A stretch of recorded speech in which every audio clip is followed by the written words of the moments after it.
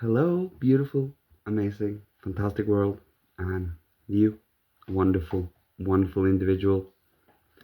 Today, I would like to speak about cultivating and lighting up and sustaining our inner sun.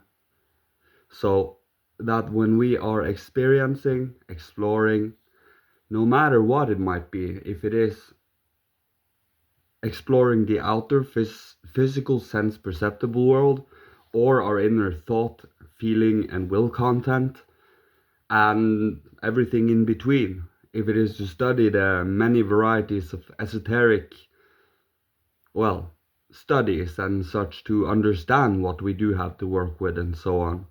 For we cannot just, we have to begin one place, but we cannot just start any place, anywhere. Certain things requires a bit of a build up, one should say. But the more things builds up, it's all about having that first trust, in a sense, when you go jump into the practice and dedication to the esoteric, spiritual, and, well, the true, good, and the beautiful. The more you are and nourishing your own inner being with whatever delights you, with whatever brings clarity, with whatever brings insight and understanding in a loving, compassionate, and empathic way. You are including yourself in your delight of what you're doing. So instead of continuously, quote unquote, erasing our presence to just observe the quote unquote objective, we are here observing, and our vessel, our being, is the sun that lights and puts clarity on things. Without our own inner sun, we will continuously have to get influxes of outer stimuli to even move. But to have an inner delight in what we do, to be alive, mobile, and intent on paying attention to our inner world and the outer, but in a relaxed and it's like being fluidic in one way, but around this fluid you have a hardening structure, in a sense. So perceivably harder on the outside than on the inside. The inside is very much mobile, and just we are a whole lot of water and even gas and heat. So we are working with far more than only our physical appearance here. And based on where we are seeing and perceiving from, if we have the sun that shines from out from these different lenses, you continuously hold yourself to a certain reverence, to a certain gratitude, to a certain warmth. And 3 steps of character growth for every step of spiritual development. For striving towards the moral, the true, the good, and the beautiful, and the compassionate, and the gentle, the inclusive, and so on. One cannot become dogmatic and one cannot become indifferent. There is a in between there that we allow for things to be what they are. We do not force, we observe, pay attention, explore, and in all of this we ourselves act. So are we going to also include ourselves in all of the turmoil, or are we going to try to do it a little bit different based on our own inner freedom and choice? And that is what I want to try to point towards, to hint at, that we as individuals have a kind of a responsibility to enlighten and light up that inner sun of ours, that sovereignty within us, in a sense, that we can discern for ourselves what we deem reality and what we understand about the world and what we choose to focus on. For there are so many varieties of perspectives and angles and lenses and world thoughts and world views to look from, be it realism, rationalism, materialism, from math, or from the senses, from the phenomena of things, from you name it. And for us to believe there is just one way of, it's one-sidedness is the true enemy of real insight. So by enlightening your inner being with the sun, we can see from all of these different lenses, and none of them need to be colder than the other. All of these lenses become interesting because you make them interesting. You enliven them with love, compassion, fire, a little oomph, if we will.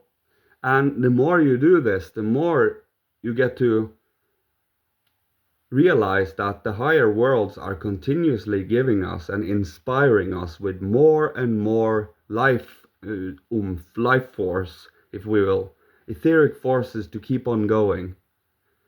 If you are enthusiastic to your work, if you love what you do, if you have found your niche, your specialization, your vocation, you are on the right path, because your soul sings and your spirit is as alive as it can be from day to day.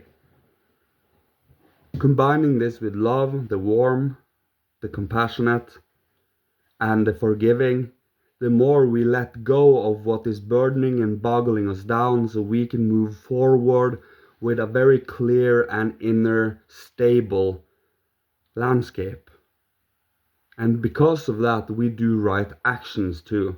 Our action becomes far more prominently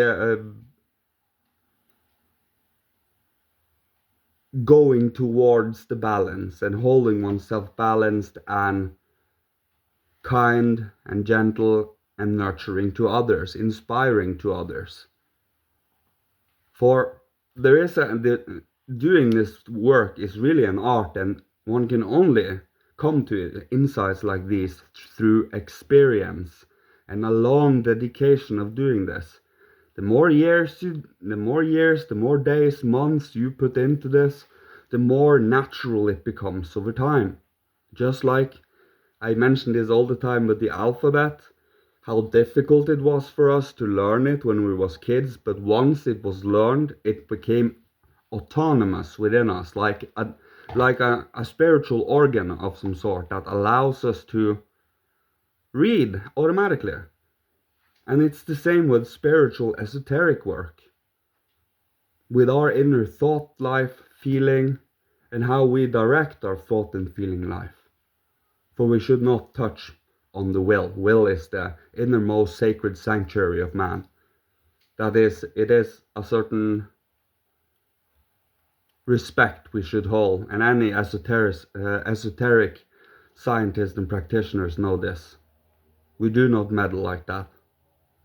No, we do work on ourselves first and foremost, and then we inspire as best as possible.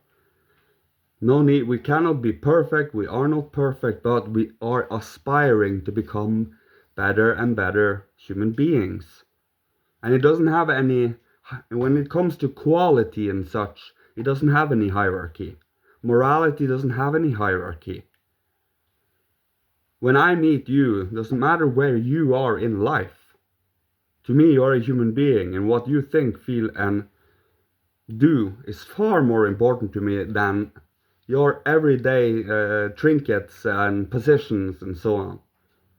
I am a genuine human being that likes to meet genuine human beings, that doesn't hide themselves behind labels and such. Seeing the true essence of a person, that is far more fun and more interesting. We are not dabbling on the surface anymore. We are actually deep down into what's important and what matters. Of course, you don't do this with everyone and everything. There is time and place, and you have to feel our way, But once you have a green light and allow these things to unfold by the grace of the present moment, is when the magical happens, when it feels magical, when it feels divine, And yeah, I think I will leave you with that for today. My Father, Holy Spirit, Christ, Michael, ancient masters of old, ancestors from every incarnation, bless, protect, guide, and love you on your beautiful, amazing journey, and may you be provided for with all that you need to survive, live, thrive, being creative, inspirational, and healing to the world, so others can choose to follow when the time is right. Thank you so much.